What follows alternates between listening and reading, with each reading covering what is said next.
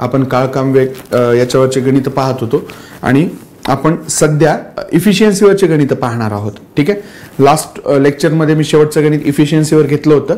Same आता तसंच topic continue करूया आपण. बघा त्यांनी काय सांगितलंय, ए हा बीच्या 40% कार्यक्षम आहे. मागच्या गणितामध्ये, मागच्या लेक्चरच्या शेवटच्या गणितामध्ये काय सांगितलं होतं आपण, 40% कमी कार्यक्षम आहे. म्हणजे 10 खात असेल तर 4 कमी खाणार आहे तो, म्हणजे किती खाणार आहे, 6 खाणार आहे. इथे सांगितलं 40%च कार्यक्षम आहे. म्हणजे जर का बी जर का 10 खाणार असेल तर ए किती खाणार आहे, फक्त 4. Right, A B. बघा बी ला एक काम पूर्ण करण्यासाठी 20 दिवस लागतात. 20. ठीक आहे, 40% कमी कार्यक्षम सांगितलंय. कोणाच्या, बीच्या ज्याला चा ची चे लागलेले असतात त्याला गुणाकाराचं साइन. म्हणजे बीच्या 40%. हा जर का 10 खात असेल तर हा किती खाणार आहे, 4. मला अजून सोपं करायचा आहे गुणाकार, सो मी इथे काय करेल, 5 आणि 2 लिहिल, काही फरक नाही पडत. लास्ट लेक्चरमध्ये पण मी तुम्हाला सांगितलं होतं की तुम्ही करून बघा. लास्ट लेक्चरमध्ये इथे खाली 10 आणि वर 6 ठेवून तुम्हाला गणित करायला सांगितलं होतं. सेम आन्सर आलं असणार आहे, काही फरक नाही पडत त्याच्यामध्ये. फक्त गुणाकार एलसीएम चेंज होतो तर मग सगळ्या गोष्टी चेंज होऊन जातात इथे. बरोबर आहे. बघा आता इथे 5 तर इथे किती आहे, 2. ह्या दोघांचा गुणाकार मला माहिती आहे हा इथे असतो म्हणून, म्हणजे किती आले ते, 20 100. बरोबर, 100 आंबे आहेत. रोजच्या रोज इफिशियन्सी माझी रोजची खाण्याची 2 आहे, तर संपवायला किती दिवस लागतील, 50. बरोबर आहे. ठीक आहे, ए ला किती दिवस लागतील, 50. आला आन्सर, इथंच संपला विषय. काही म्हणजे असं काही नाहीच आहे, फॉर्म्युल्यामध्ये जायची गरज नाहीये किंवा मग ट्रेडिशनल मेथडनी जायची गरज नाही, काहीच नाही. तुम्हाला सांगितलं ना, ट्रेडिशनल मेथड, फॉर्म्युला हे 2 जणांसाठी ठीक वाटतं जर का साधं करायचं असेल. याच्यासाठी खूप वेळ लागतो, त्याच्यासाठी उगाच तेवढा वेळ पण नसतो आपल्याकडे. ठीक आहे, हे तरी समजा जर का तुम्हाला राज्यसेवा पूर्व परीक्षेला आलं तर तुम्हाला किमान 1.5 मिनिटं वगैरे तिथे असतात. जर का कंबाईनसाठी हे जर का गणित आले तर 36 सेकंदच आहेत तुम्हाला, आणि 36 सेकंदाच्या आत हा अख्खा कार्यक्रम होऊन जातो आपला. आता यांनी जर का पुढे विचारलं असं की दोघांना मिळून किती वेळ लागतो, तर दोघांनी मिळून किती काढलेत, 7. 100/7 करायचं इथे सिंपल. 100/7 म्हणजे किती, 13.9/7 असे. 13.9/7.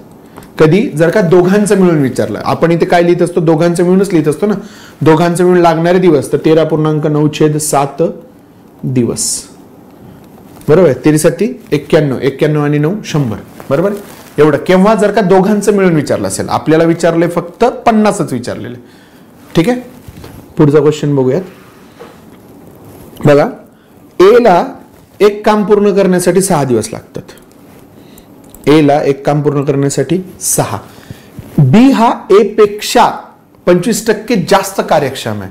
म्हणजे ए जर का 100 खात असेल, बरोबर आहे, तर बी किती खातोय, 125 खातोय. 25% जास्त, म्हणजे दर 100 वर 25 ने जास्त. बघा असं जर का असेल तर मी जर का 100 आणि हा जर का 100 खातोय तर हा किती खाणार आहे, 125. बरोबर आहे. साईडला घेतो म्हणजे दिसेल तुम्हाला. 100 आणि 125. मी जर का याच्या 25 ने भाग दिला या दोघांना तर इथे किती येईल, 4 आणि इथे किती येईल, 5. म्हणजे हा 4 खात असेल तर हा किती खाणार आहे, 5 खाणार आहे. माझा इथं गुणाकार सोपा होतोय. हे जर का 2 व्हॅल्यूज घेतल्या तर सेमच आहे. याला इंटू 25 करा, इथे जाणार आहे, याला इंटू 25 करा, हेच येणार. पण मला गुणाकार सोपा करायचा आहे ना, त्याच्यामुळे मी 4 आणि 5 घेणार. राईट, घेतले ते 4 आणि 5. तुम्ही 100 आणि 125 जरी घेतले उत्तर तेच भेटेल, पण मग ते परत तुम्हाला कॅल्क्युलेशन मोठं वाटेल आणि मग उत्तर काढायला तुम्हाला त्रास होईल. ठीक आहे, पर्सेंटेजचे पुढे जसे लेक्चर येतील तसं मी तुम्हाला सांगेल की पर्सेंटेज कसं फ्रॅक्शन मध्ये पटापट करायचं असतं ते. राईट, तर काय सांगितलं त्यांनी, बी हा ए पेक्षा 25% जास्त आहे. 25% जास्त आहे म्हणजे किती, ए ला मी किती पकडणार, इफिशियन्सी 4. बरोबर आहे. याला किती पकडणार, 5. ओके, आता तुम्हाला माहिती आहे एलसीएम मध्ये इथे काय असतं, ह्या दोघांचाच गुणाकार. साइन चौक 24. आणि मला असं वाटतं की आपण ह्या सारखंच एक सेम गणित मागच्या कुठल्या तरी एका लेक्चर मध्ये काढलेला आहे. ठीक आहे, आता यांनी याला भाग दिला म्हणजे काय येतं, इथली संख्या येते. ते काम पूर्ण करण्यासाठी एकट्या बीला किती दिवस लागतील, हेच विचारले ना. तर बी ला एकट्याला ते काम पूर्ण करण्यासाठी किती दिवस लागतील, म्हणजे किती 24/5. म्हणजेच काय, याचाच आन्सर काय येतं 4.4/5. आलं लक्षात. कार्यक्षमतावर म्हणजे इफिशियन्सीवर जरी गणित आलं तरी तुम्ही ते काढू शकता. बरोबर आहे. पुढे सेम इफिशियन्सीवरचं गणित बघूया आपण. ओके, हे काम सोडून जाणाऱ्याचं आहे. ठीक आहे, बघू इफिशियन्सीवरचे असतीलच गणित. इफिशियन्सीवरचे ओके, हां चला, हा आला इफिशियन्सीवरचा. ए बी, बरोबर आहे. ए हा बी पेक्षा 50% कमी कार्यक्षम आहे. 50% कमी सांगितले कोणापेक्षा, बी पेक्षा. मग मी बी ला काय करतो, बी ची इफिशियन्सी 2 पकडतो. बरोबर आहे. हे लॉजिक झालं. हे इथे वेळेच्या वेळी तुम्हाला सुचणं हेच कॅच आहे इथे. याला जर का 2 दिलं तर 50% कमी म्हणजे 1. आता गणित सोपं होऊन जाईल आपलं. ए ला एकट्याला ते काम पूर्ण करण्यासाठी किती तास लागतात, 8 तास. तर ए आणि बी या दोघांना मिळून त्या कामापैकी 30% काम 50% काम करण्यास किती वेळ लागेल. बरोबर आहे. इथे किती सांगितलंय, ए ला किती सांगितलंय 8. बरोबर आहे. ए हा बी पेक्षा 50% कमी कार्यक्षम आहे. ओके, म्हणजे हा 2 खात असेल, बी 2 खात असेल तर ए 1च खाणार आहे. जर ए ला एक काम पूर्ण करण्यासाठी 8 तास, म्हणजे इथं माझं एलसीएम 8च आलंय. या दोघांचा गुणाकार 8. यांनी जर का याला भाग दिला तर इथे येणार 4 तासात तो संपतोय. पण त्या कामापैकी अर्धच काम 50% काम, म्हणजे आता माझ्याकडे किती आहेत आंबे, 4च आंबे आहेत. दोघं मिळून किती संपवत आहेत, 3. म्हणजे किती दिवस लागणार आहेत, 4/3 दिवस लागणार आहेत काम संपायला. आलं लक्षात. किती वेळ लागेल तर 4/3 झालं. पुढे ओके, ए या व्यक्तीला एक काम पूर्ण करण्यासाठी 12 दिवस लागतात. ए ला किती दिवस आहेत, 12. बी हा व्यक्ती ए च्या दुप्पट कार्यक्षम आहे. दुप्पट कार्यक्षम आहे म्हणजे वेळ निमपट लागणार आहे. आलं लक्षात. ठीक आहे. फॉर एक्झाम्पल 120 किलोमीटर जायचंय. ठीक आहे, माझी इफिशियन्सी काय आहे तर 30च्या स्पीडनं जायचंय मला. बरोबर. किती तास लागणार आहेत, 120 किलोमीटर जायला 4 तास.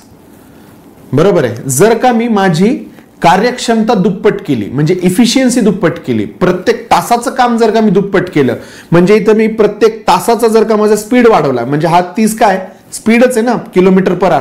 हा जर का मी दुप्पट केला तर 120 जायला मला 60च्या स्पीडने किती वेळ लागेल, 60च्या स्पीडने किती वेळ लागणार, 2 तास. आलं लक्षात. हे आहे का.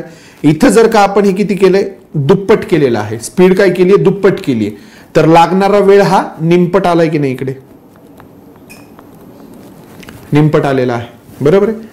सेम तसंच आपण इथं करूयात.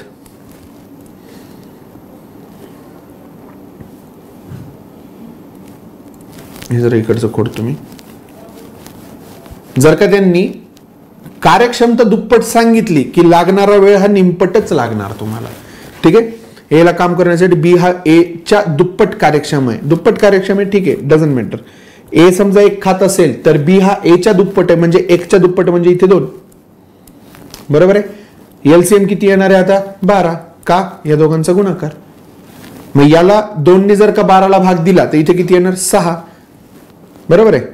आलं की नाही. इकडे जरी कार्यक्षमता दुप्पट असली तर इथे निमपटच झालंय हे. आलं लक्षात. या दोघांचा गुणाकार स्टील 12चा इथे. ठीक आहे. तर दोघं मिळून ते काम पूर्ण करण्यासाठी किती दिवस लागतील, दोघं मिळून ते काम किती करतायत, 3. 3 ने 12ला भाग द्या, किती आलं आन्सर, 4. 4 दिवसात ते दोघं मिळून ते काम संपवतील. 4 दिवसांमध्ये ते दोघं मिळून ते काम पूर्ण संपवतील. राईट. पुढचा क्वेश्चन हा झालाय बेसिक वरचा. ओके. ए हा व्यक्ती 1/3 काम 5 दिवसात करतो. 1/3 काम बघा, 1/3 काम म्हणजे 3 काम आहेत, त्याच्यापैकी 1 काम करायला 5 दिवस लागतात त्याला. राईट. 3 आंबे आहेत, त्याच्यापैकी 1 आंबा खायला 5 दिवस, मग दुसरा आंबा खायला अजून 5 दिवस म्हणजे 10 दिवस, आणि 3 आंबे खायला 15 दिवस. म्हणजे ए चा टाइम काय झालाय, 15 दिवसात तो काम संपवतोय कंप्लीट. आलं लक्षात. काय केलंय आपण, ए हा व्यक्ती 1/3 काम 5 दिवसात पूर्ण करतो.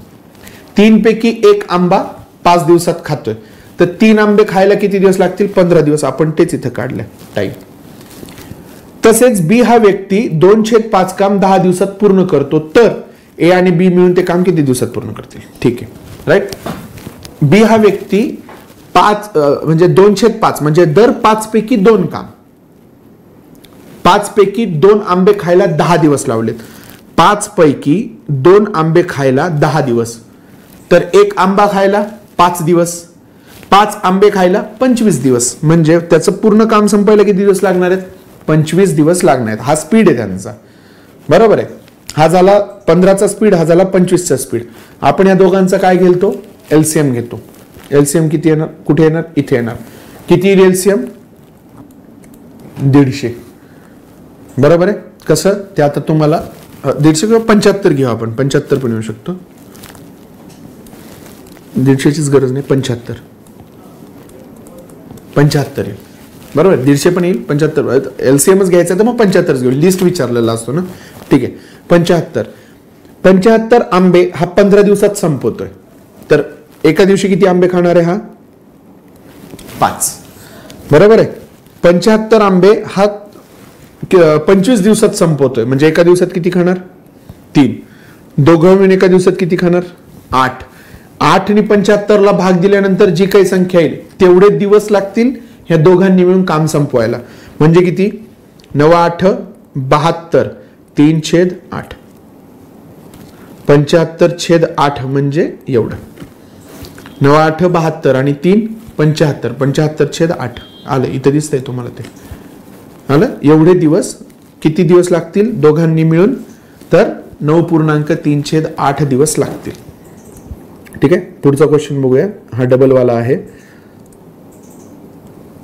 ओके, चलो हा क्वेश्चन बघूयात. अरुण हा अशोकच्या 3/4 इतका कार्यक्षम आहे. जर अशोकला एक काम पूर्ण करण्यास 16 दिवस लागत असतील, तर दोघांना मिळून ते काम पूर्ण करण्यास किती दिवस लागेल? तुम्हाला सांगितलंय ज्याला चा ची चे असं लागलेलं आहे त्याला गुणाकारामध्ये घ्या. ठीक आहे, मग बघा. अशोकच्या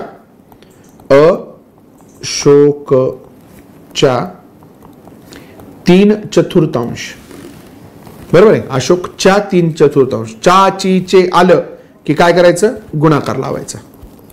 लावला. आता इथं एक तुम्हाला सिंपल डोकं पाहिजे की मला इथं काटाकाटी होणार आहे. खालची जी संख्या आहे ना, मी तेवढा अशोक समजतो. अशोकला मी काय समजलं? 4, कारण की मला इकडे छेदस्थानात 4 दिलेले आहेत म्हणून. मी जर का अशोकला 4 समजलं तर हे 4 कट झाले, म्हणजे हा कोण उरला? अरुण.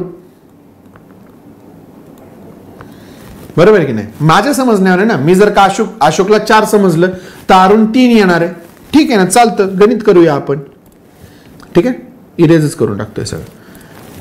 अरुण आहे आणि अशोक आहे, बरोबर आहे.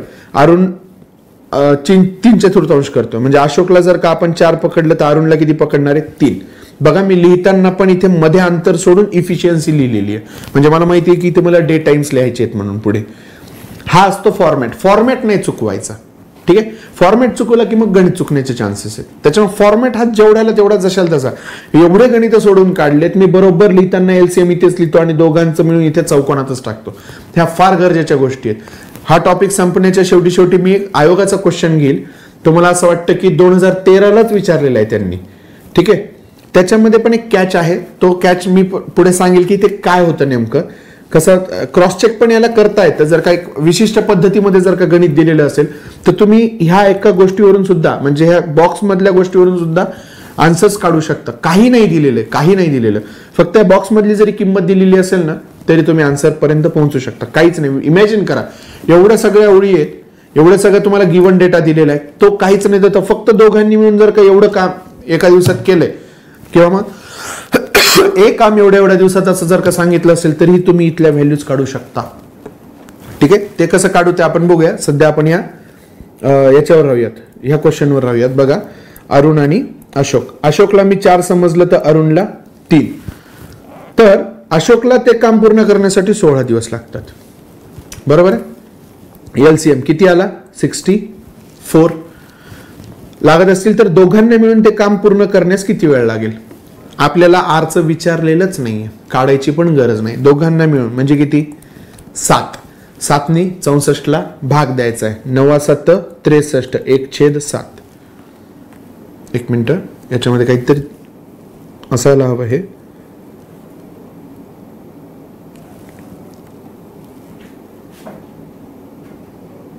ओके नाही, हा यांच्या सांगण्यामध्ये चुकलंय. ते अशोकला एक काम नाहीये, ते अरुणला एक काम आहे. ठीक आहे, अशोकचं नाहीये हे काही, म्हणजे एलसीएम पण निघाला नाही, हे पण वेगळंच येईल. ठीक आहे, हे 7 तर येईलच. अरुण आहे, अरुणला जर का एक काम पूर्ण करण्यासाठी 16 दिवस लागत असतील, ते चुकून प्रिंटिंग मिस्टेक झालेली आहे. ठीक आहे, 16 जर का दिवस लागत असतील, 16 त्रिक किती झाले 48. अशोकचं आपल्याला विचारलेलंच नाहीये. ठीक आहे, अरुणचे दिलेत 16, अशोकचं विचारलेलं. दोघं मिळून किती दिवसात करतील? आता काय येईल 48/7 म्हणजे किती झाले 7 सख 42 उरले परत 6 आणि छेदस्थानात 7. हे आन्सर येते.